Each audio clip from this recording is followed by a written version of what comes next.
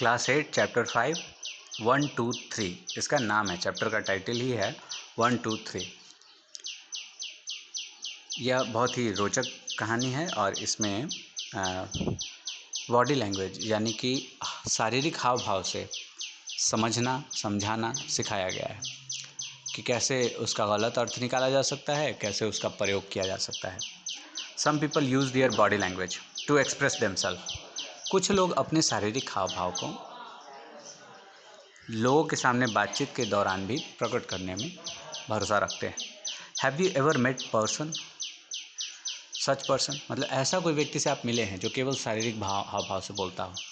तो वैसे व्यक्ति से आप लोग मिले होंगे गांव में, समाज में, अगल बगल कहीं पे एक ऐसा मूक व्यक्ति हो जो अपनी सारी बातों को केवल हाथ पैर की, मतलब हाथों की भाषा और चेहरे के एक्सप्रेशन से ही केवल समझाना जानता हो।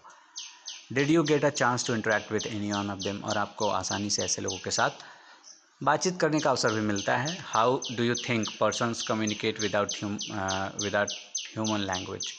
आपको क्या लगता है कि अगर उनके पास मौखिक रूप से कुछ बोल नहीं सकते बेचारे, तो किस तरह से वो एक दूसरे से कनेक्ट होते होंगे। देखिए, once there was a rich and powerful king. आपके सामने ये दरबार है और यहाँ पे एक व्यक्ति है जो 2 उंगलियाँ खड़ा करके बोल रहा है और उधर राजा 1 उंगली खड़ा किए हुए हैं। ध्यान से देखिएगा। तो once there was a rich and powerful king, एक बार की बात है, एक बहुत ही शक्तिशाली और धनवान राजा था।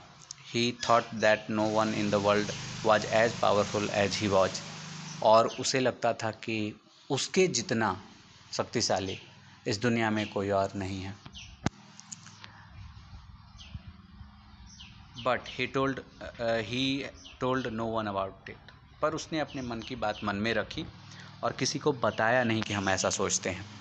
One day he began to wonder, एक दिन उसने सोचना शुरू किया इस बारे में, whether others could guess what he was thinking, कि हम किसी को बताते तो हैं नहीं, तो क्या अदर कोई, मैंने दूसरे कोई ऐसे भी हैं जो मेरे मन की बात को गेस कर सकते हैं, जो इनको अंदाज़ा लग जाए कि मैं क्या सोच रहा हूँ।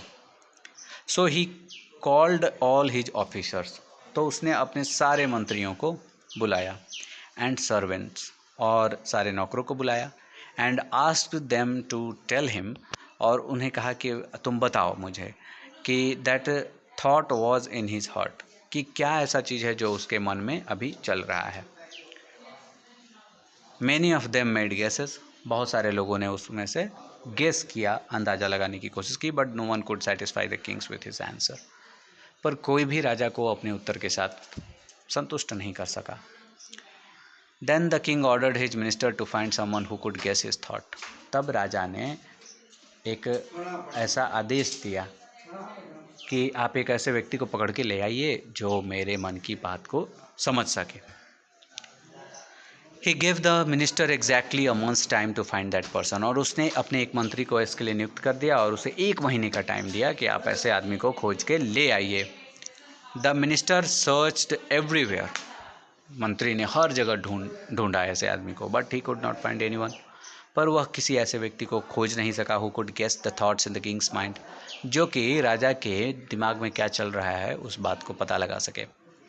As the month was coming to a close, और जैसे ही यह महीना अंत समय होने को आया, the minister become quite desperate, मंत्री बहुत ही चिंतित हो गया कि अब मेरे पास एक समय टाइम था और कोई मिला नहीं। But his daughter cheered him up by saying, पर उसकी बेटी ने उसे चीयर अप किया, मैंने उसका हौसला बढ़ाया और कहा कि she would find the right man for the job, कि मैं ढूंढ लूँगी ऐसा कोई व्यक्ति जो इस काम को करेगा। All right, let's see what you can do, said the minister, और मिनिस्टर ने उसके बाद कहा कि ठीक है, तो देखते हैं तुम क्या कर सकती हो। आगे देखिए। When the appointed day arrive, जब समय आ पहुंचा, जिस दिन उसको प्रकट करना था वैसे आदमी को, the minister daughters brought home a fool, जो मंत्री की बेटी थी उसने घर पर एक बहुत ही मूर्ख व्यक्ति को लेके आई। The man was severed in the farm, वह एक गड़ेड़िया था जो फार्म में भेड़ों को चराता था। The young women ask her father to take the shepherd to the king, और उस लड़की ने अपने पिता को कहा कि आप इसको ले जाइए पिताजी, यह जो गड़ेड़िया है इसी को ले जाइए आप दरबार में, राजा के सामने। द मिनिस्टर वॉज शॉक्ड, मंत्री तो बेचारा चकित हो गया एट हिज डाउटर्स चॉइस की बेटी ने क्या ये ढूंढ के मूर्ख को ले आई है, आज हमें भी मरवाएगी कहीं। But since he trusted his daughter, लेकिन चूंकि वह अपने पुत्री पर विश्वास करता था, the shepherd took the shepherd to the king, उसने उस गडेरिए को राजा के पास ले गया। The court had already assembled, पूरा दरबार लग चुका था। The minister presented the shepherd to the king, और मंत्री ने वही शेफर्ड को, गडेरिए को राजा के सामने पेश किया। When the shepherd lifted his eye to look at the king, जब शेफर्ड यानी गडेरिए ने अपने आंखों को उठाया राजा को देखने के लिए, the king held up one finger, राजा ने एक उंगली उठाई। When at this the shepherd held two finger, और जैसे ही यह हुआ राजा ने एक उंगली उठा दी तो शेफर्ड ने दो उंगली उठाई। And then the king held up three finger, और तब राजा ने तीसरी उंगली ऊपर उठाई। But at this the fool shook his head violently, लेकिन जब तीन उंगली देखा, उस मूर्ख ने राजा की तीन उंगलियां उठी हुई देखी तो अपने सर को जोर से धुना, और उसके बाद ट्राइड टू रन अवे, और भाग जाने की कोशिश की और भाग ही गया। The minister could not understand what happened, मंत्री तो कुछ नहीं समझे कि क्या हुआ, ही क्या ही लोग, दोनों लोग महान लोग बात कर लिए आपस में। He beg the king to explain things to him, और उसने राजा से कहा कि आप प्लीज़ हम सबको भी बताइए कि आप दो महानुभावों ने कौन सी बातें की हैं और क्या आप लोगों ने एक दूसरे को समझाया है। When I held up one finger, said the king, राजा ने कहा कि जब मैंने एक उंगली उठाई तो मैं पूछ रहा था उनसे, I asked the man, मैंने उस आदमी से पूछा एक उंगली उठा के कि whether I alone was king, तो मैंने उनसे पूछा कि क्या मैं ही एक अकेला राजा हूँ। But by holding up two fingers, लेकिन उसने दो उंगलियां जब उठाई तो उसने मुझे ही रिमाइंडेड मी, उसने मुझे याद दिलाया that there is also god, कि भाई भगवान भी है दुनिया में। तो मुझे लगा कि नहीं, मैं तो एक राजा हूँ ही, एक भगवान भी है। Who is at least as powerful as I am, जो कि मेरे जितना ही पावरफुल और शक्तिशाली है। Then I ask him whether there was a third, तब मैंने उससे पूछा कि क्या यहाँ पे कोई तीसरा भी व्यक्ति है जो हम दोनों के बराबर में शक्ति और धन और ऐश्वर्य रखता हो। And he strongly denied the existence of a third, और उसने फिर strongly denied the existence of the third, मतलब तीसरे की उपस्थिति को पूरी तरह से उसने नकार दिया और डिनाई कर दिया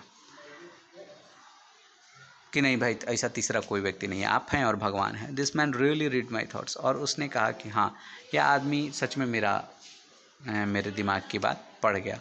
I have been thinking that I alone was powerful, मैं तो सोच रहा था कि मैं ही केवल शक्तिशाली हूँ, लेकिन he has reminded me that there is also god but no one third, लेकिन उसने मुझे बताया कि हाँ, यहाँ पे एक भगवान है और तीसरा कोई नहीं है।